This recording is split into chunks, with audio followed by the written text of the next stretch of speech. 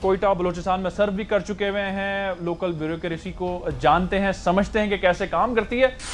گوادر مستقبل میں کیسے دوسری بین الاقوامی بندرگاہوں سے منفرد ہوگا؟ جیسے کہ اگر ہمارے سامنے کمپیریزن کیا جائے دبئی اور سنگاپور ہے, آپ کیا سمجھتے ہیں؟ لیکن دبئی کا جہاں تک تعلق ہے سنگاپور سے, تو اس کا کمپیریزن اس لیے نہیں کیا جا سکتا کہ سنگاپور کا کیچمنٹ ایریا بھی اور زیادہ ہے اور سروس ایریا بھی اور زیادہ ہے, لیکن دبئی بنیادی طور پر اس پورے علاقے کو سرو کرتی ہے. اور گوادر اور دبئی کے درمیان سب سے بڑا فرق یہ ہے کہ 2 دن کا جو کروز ہے جہازوں کا وہ وہاں سے بچے گا, اور اس کے حساب سے یہ ہے کہ یہاں پر ایک بہت بڑے جہاز جو ہیں وہ یہاں آ کے روکا کریں گے, اور اس سے جو ہے ڈیسٹینیشنز کے لیے مختلف جگہوں پہ چھوٹے جہازوں کی فیریز یا دوسری چیزیں جو ہیں وہ جایا کریں گی. دوسری بڑی اہم ترین چیز ہے کہ دبئی جو ہے وہ انٹرنیشنل چوک پوائنٹ جو ہے وہ ہے اسٹریٹ آف ہرمز. یعنی اگر اسٹریٹ آف ہرمز کے اوپر ہرمز کے اوپر ایک جہاز کھڑا کر دیا جائے تو پورے کے پورے 7, 8, 9 ملک جو ہیں بند ہو جاتے ہیں. گوادر جو ہے اس کے باہر ہے, یہ واحد پورٹ ہے جو اسٹریٹ آف ہرمز سے باہر ہے, ریچ سے باہر ہے. اس لیے یہاں پر اگر کسی قسم کی مشرق وسطیٰ میں جنگ بھی چھڑ جاتی ہے, وہاں پر آپس میں جہاز آ کے کھڑے ہو کے ایک دوسرے پر بمباری بھی کر رہے ہوتے ہیں, تو یہ کھلے سمندر میں دور ہے. اس لیے دبئی سے تو بالکل مختلف ہے, اور اس کے آنے سے دبئی کی خصوصاً جو جبل علی والی جو بندرگاہ ہے کہ جو اس کا پرپز یہی تھا کہ اس کو آف لوڈ کر کے بڑے جہازوں کو چھوٹے جہازوں میں بھیجنا, اس سے ذرا سے مختلف ہو جائے گی, اب بہتر ہو جائے. تو ایک طرح سے یہ ایک بہت بڑا بینیفٹ بھی ہو گیا ہے, جہاں آلریڈی گوادر کے حوالے سے بڑے بینیفٹس ہیں پاکستان کو کہ جی اکانومک بوم آ جائے گا, چینج آ جائے گا. اس پہ بھی میں نے بات کرنی. مجھے یہ بتائیے, گوادر پورٹ اتھارٹی کے چیئرمین صاحب سے ہماری بات ہوتی ہے تو وہ آن ریکارڈ کہتے ہیں کہ جی جس طرح کے بیانات آ رہے ہیں اس طرح سے عملی جو ہے وہ اقدامات نہیں ہو رہے. کوئی ریزسٹنس ہے تو نہیں؟ کوئی کہیں پہ نہیں ہے ریزسٹنس, کہیں پہ نہیں ہے. صرف ایک فرق ہے, ایک فرق ہے کہ وہ جو ویژن ہے اور جو پریکٹسز ہیں اس میں ڈسکنیکٹ ہو گیا ہے اور اس میں فاصلہ ہو گیا. تو آپ کیا سمجھتے ہیں اتنے بڑے منصوبے میں حکومت یا وفاق یا جو بھی اہم لوگ شامل ہیں وہ کس طرح سے غفلت کا شکار ہیں, یا کس طرح سے جو ہے وہ اس میں اتنے چست نہیں ہیں؟ گوادر ڈیولپمنٹ اتھارٹی جب بنی تھی تو زمانے میں بلوچستان گورنمنٹ کے ساتھ ہوتا تھا. آپ اندازہ کریں کہ آپ گوادر ڈیولپمنٹ اتھارٹی کو سب سے پہلے تو انہوں نے فیڈرل گورنمنٹ کو دے دیا ہوا تھا, اور اس کی پلاننگ جو تھی اسلام آباد اور کراچی میں بیٹھ کے ہوتی تھی. آپ خود سوچیں نا کہ کراچی کی پورٹ تو چلو کراچی کی فیڈرل گورنمنٹ کی ہوگی, لیکن کیا کراچی ڈیولپمنٹ اتھارٹی جو ہے وہ کراچی کے پاس یا سندھ گورنمنٹ کے پاس نہیں ہے؟ کیا Lahore development authority Punjab government کے پاس نہیں ہے؟ تو سب سے پہلے تو ایک طویل عرصہ اس کی اونرشپ بھی بلٹ نہیں ہو سکی, اور وہاں پر وہ بہت وہاں سے باہر سے لوگ آ کے ان کو انہوں نے گوادر اس کا انچارج لگایا تھا. پھر آخر میں ہمارے دوست احمد لیڈی صاحب ہوتے تھے, انہوں نے آ کے کسی حد تک کام کرنا شروع کیا. دوسری بات یہ تھی کہ اس کے اوپر کسی قسم کا کوئی کنٹرول نہیں رکھا گیا.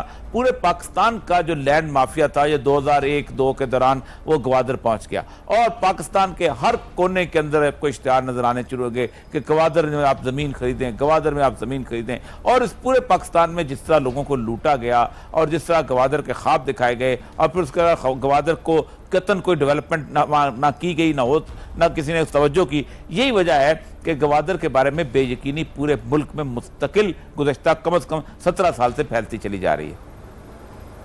اور ایسا اب بھی اور یہ سب ہو رہا ہے, لیکن اداروں سے جب ہماری بات ہوئی, جی ڈی اے کے ڈی جی سے ہماری بات ہوئی, تو انہوں نے کہا کہ جی اس کو کافی حد تک ہم نے منیمائز کیا اگر ہم کمپیئر پچھلے ٹائم سے کریں.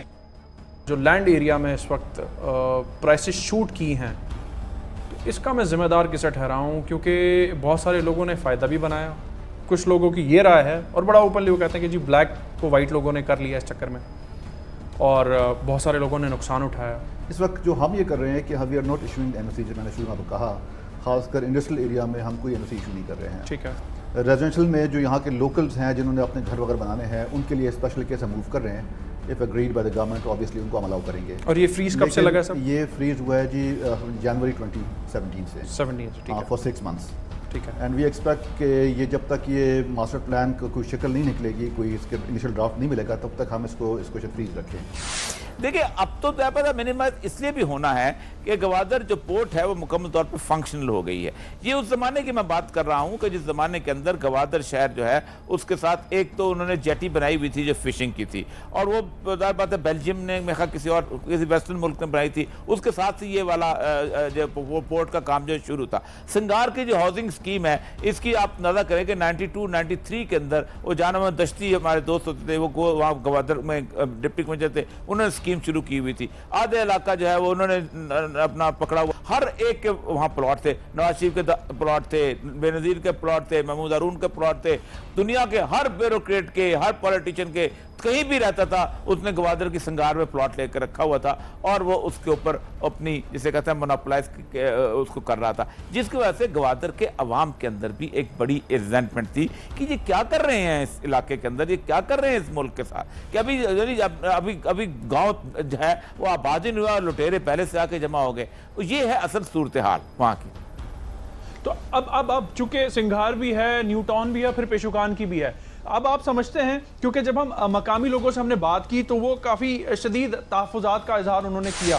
جو لوگ سی پیک کے دعوے کر رہے ہیں کہ سی پیک بن رہا ہے, گوادر میں ڈیولپمنٹ ہوگی, آپ تو آئیں یا کوئی ڈیولپمنٹ آپ کو نظر نہیں آئی ہوگی.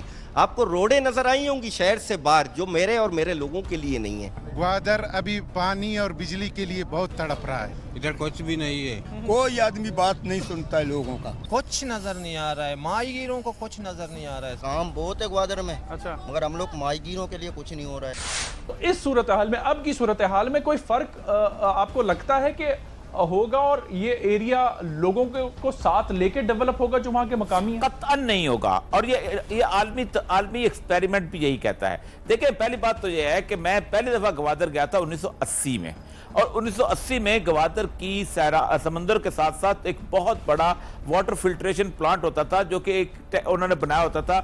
پانی آتا تھا اور وہ پانی ویپوریٹ ہوتا تھا, سمندر کا پانی, اور وہ مختلف قسم کی چھوٹے چھوٹے شیشے کے کیوبز تھے, اس سے وہ پورے کے پورا پانی جو ہے گوادر کا سپلائی ہوتا تھا.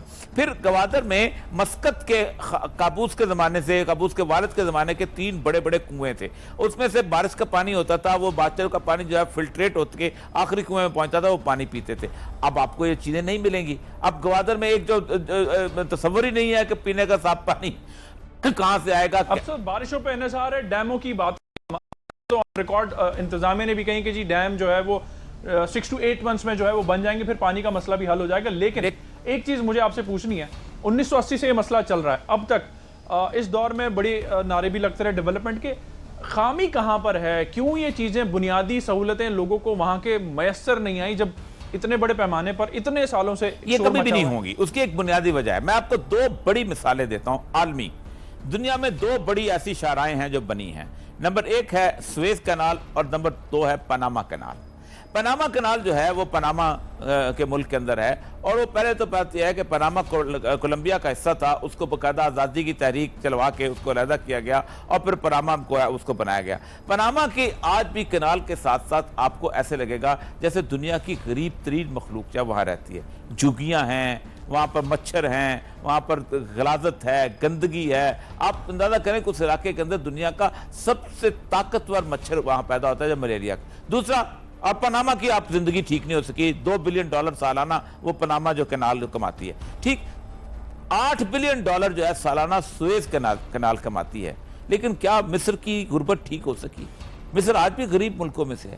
مصر آج بھی اس کو انہوں نے دورویا کرنا تھا تو اس کے لیے عالمی قرضے کے لیے جاتا ہے کہ مجھے $10 بلین دیں, میں اس کو دورویا کرنا چاہتا ہوں. اس کا مطلب یہ ہے کہ غربت کا کوئی تعلق, ختم ہونے کا تعلق نہیں ہے پاناما کینال یا ایون سی پیک کے ساتھ. پاکستان کی غربت اس چیز سے ٹھیک کبھی نہیں ہوگی. اس کی وجہ یہ ہے کہ یہ بنیادی طور پر ایک ایسا راستہ بن رہا ہے جس راستے کے اوپر آپ نے کم از کم $50 بلین جو ہے وہ اس کی انویسٹمنٹ ہے چائنا کی, جس کو اپنے $95 بلین جو ہے آپ نے پے کرنے ہیں. اور ہوگا کیا, جیسے میں چاغی میں ڈی سی رہا ہوں, سندک پروجیکٹ میں نے باقاعدہ ایویلویٹ کیا تھا جو اس کے بعد چائنا کو دیا گیا تھا. آپ اندازہ کریں کہ اس سندک پروجیکٹ میں چائنا نے انویسٹمنٹ کی, اور آج جو 15 سال کا ٹوٹل پروجیکٹ ہے وہ چائنا کی انویسٹمنٹ پوری ہوگی, وہ اپنا سونا جہاں سے, تانبا جہاں سے لے کے بیچیں گے, اور آخر میں خالی زمین ہمارے حوالے کر کے چلے جائیں گے. مجھے قطعاً کوئی توقع نہیں. عالمی جو تجربات ہیں وہ یہی کہتے ہیں کہ یہ اس علاقے کو کبھی ڈیولپ نہیں کریں گے، کیونکہ اگر وہ علاقہ ڈیولپ ہو جائے تو وہ پھر اس زمین پہ، اس علاقے پہ، اس بندرگاہ پہ اپنا حق جمانے لگتے ہیں۔